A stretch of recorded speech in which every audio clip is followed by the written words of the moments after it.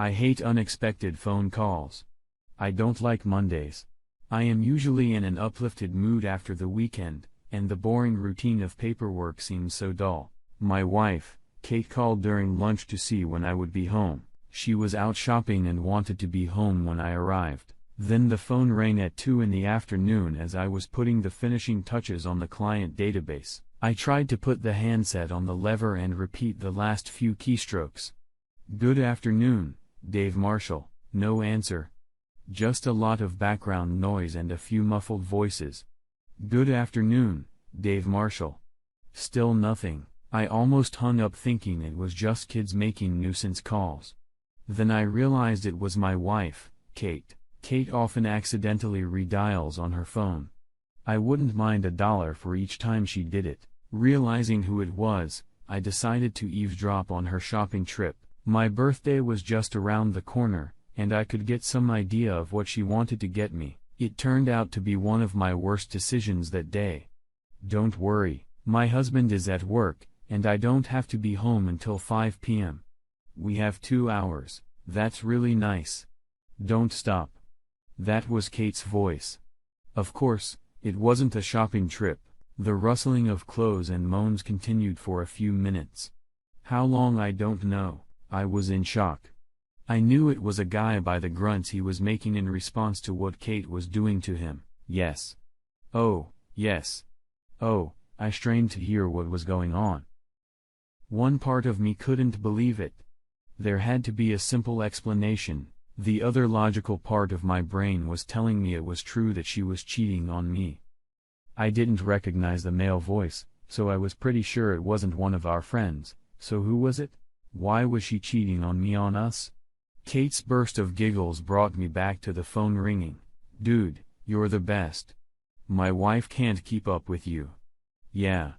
That's right. Don't stop." A louder than usual grunt on the phone brought my attention back to what was happening there. Kate murmured, "Not yet. I wanna continue." The next 5 minutes were full of licking and satisfied moans. The sound of her panting had a strong effect on me. I wanted to reach for the phone and strangle them both. My God, she wasn't using any protection, she was letting him have himself without a rubber. As the frantic sounds of my wife and lover's population spread through the phone lines, I finally lost control. I couldn't take it anymore and threw the phone against the wall.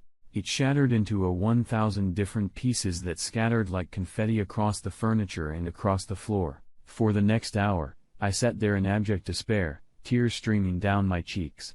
I wrapped my arms around my head and wept for what I had lost. How could she have done this? She never said she wasn't happy with our lives. How long had she been doing this? Was I getting sloppy seconds, and from whom?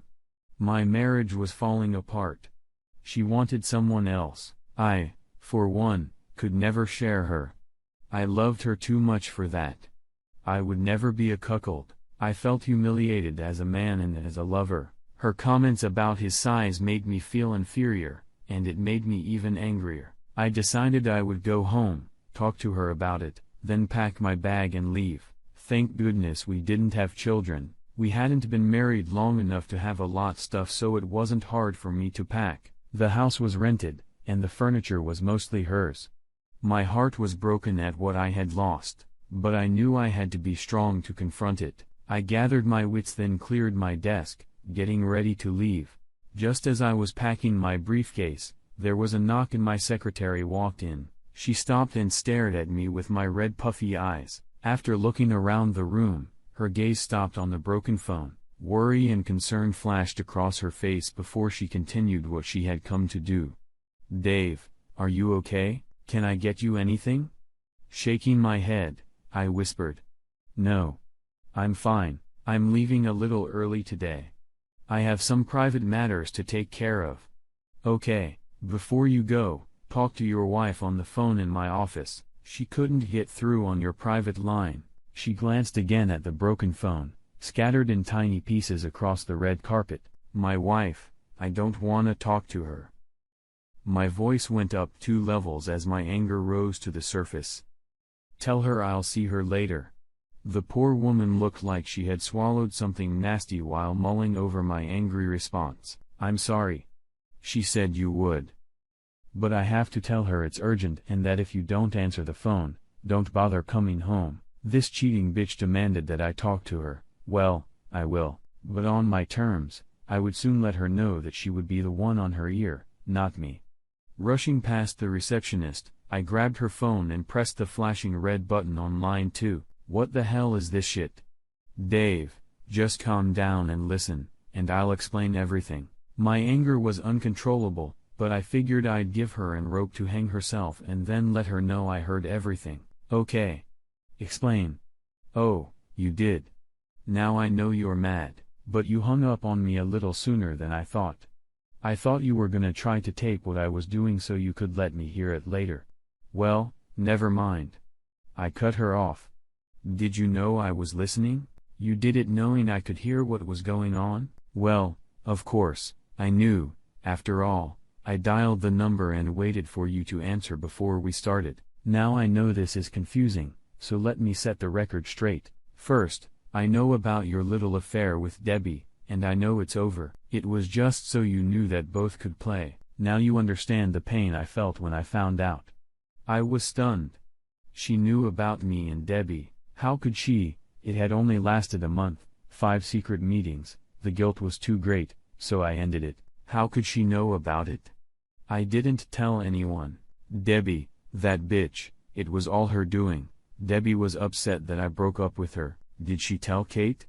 It was the only plausible answer I could come up with. "Dave? Dave, are you here?" "Yeah. I'm here." My anger subsided a little, and my voice was almost back to normal. "Who was that guy you slept with? How could you possibly know about Debbie? Why didn't you just tell me?"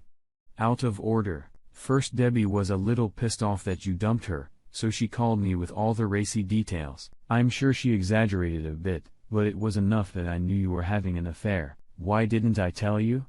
Well, I thought the way I chose was more weighty. I wanted you to know that pain can be two-sided."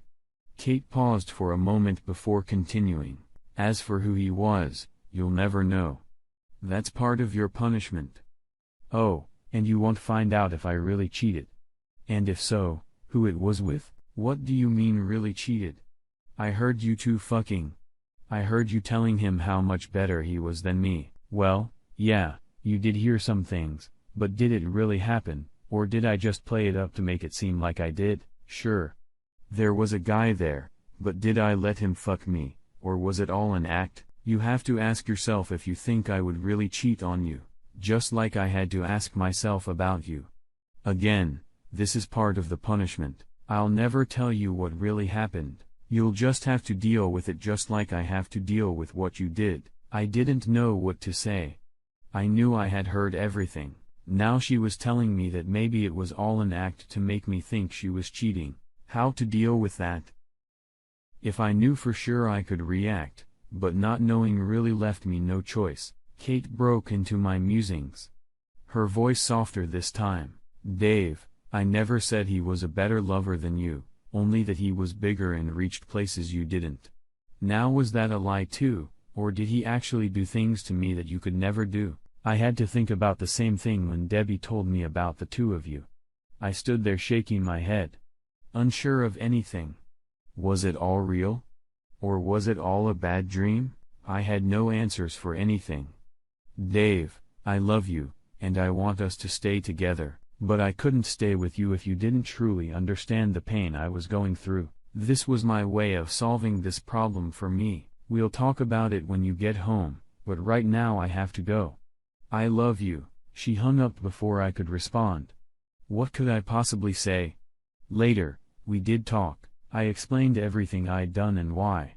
She cried a lot, and then told me that she could get over it if we were both true to each other from now on. She never told me if she cheated on me or not. I begged her to tell me the truth so I could get past it, but she said it wasn't the right time. 6 months later, things were getting worse and worse. I couldn't get it out of my head, and it seemed like we were going to break up. I even refused to have sex with Kate until she produced a no from her doctor saying she didn't have an STD. She took offense at first, but I told her I wasn't going to take any chances.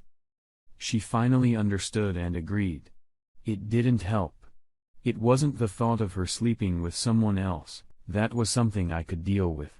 Much worse was the uncertainty. Eventually, I moved out of the master bedroom and into a spare room so I could have some privacy. I couldn't be in the same bed with her without getting angry.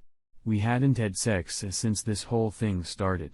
Every time I got a heart on, a picture of her sleeping with him would pop into my head, and it would happen all over again. Kate tried to seduce me with sexy lingerie and romantic dinners, but none of it worked. Kate was desperate, but still didn't tell me. As a last resort, we both attended counseling.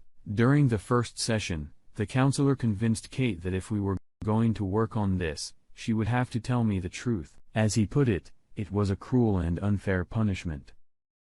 I know it was painful for her to admit that she had indeed slept with a bastard, but it gave me the closure I needed. She didn't tell me who it was, only that I didn't know him, and he wasn't dating me. Dave, if I told you who it was, I know you'd go looking for him. You're damn right, I'm going to go looking for that asshole. And when I find him, he's going to regret ever getting laid. The main thing that surprised me was how guilty Kate felt about her revenge and how much she had hurt me. That more than anything else convinced me that we would eventually get over this hurdle. We did move on and stayed together, eventually returning to a more normal marriage.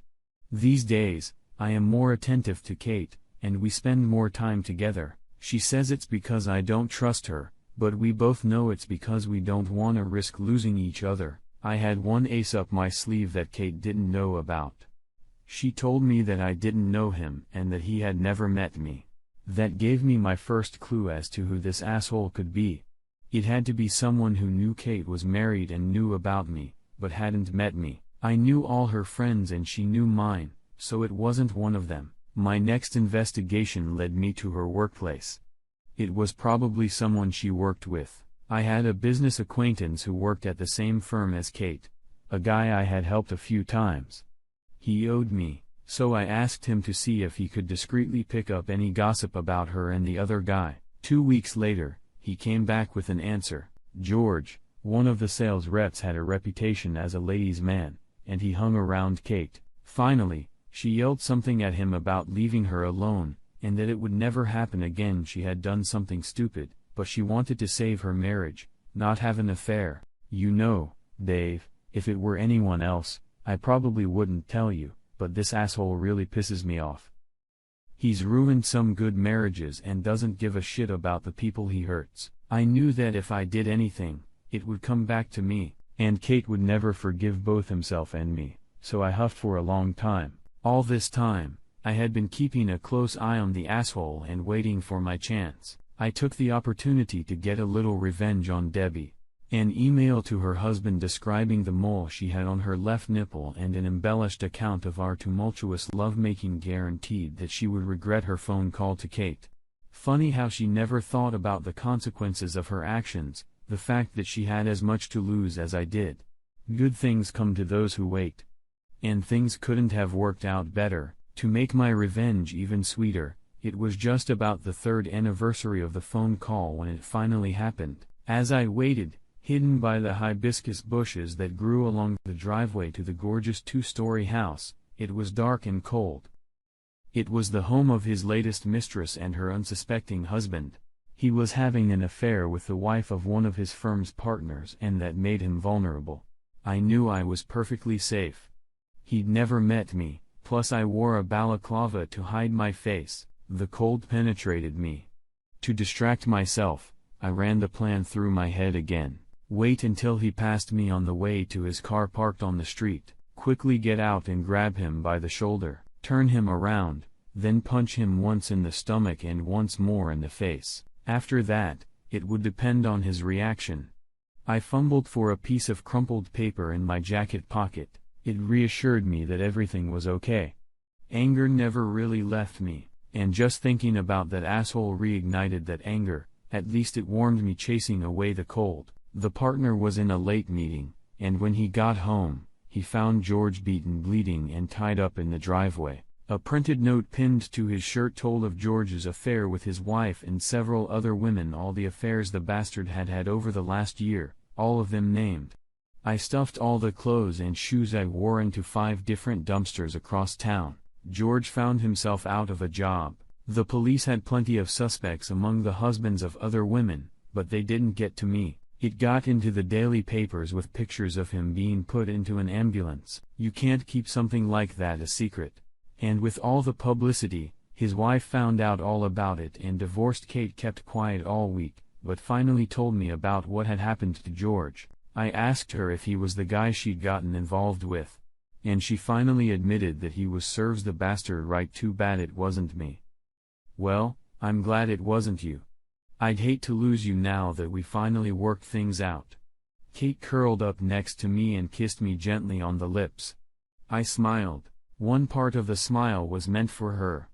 The other part for the secret I was keeping. I screwed up big time, and I paid for it. I'd finally paid it off. Now I could move on with my life.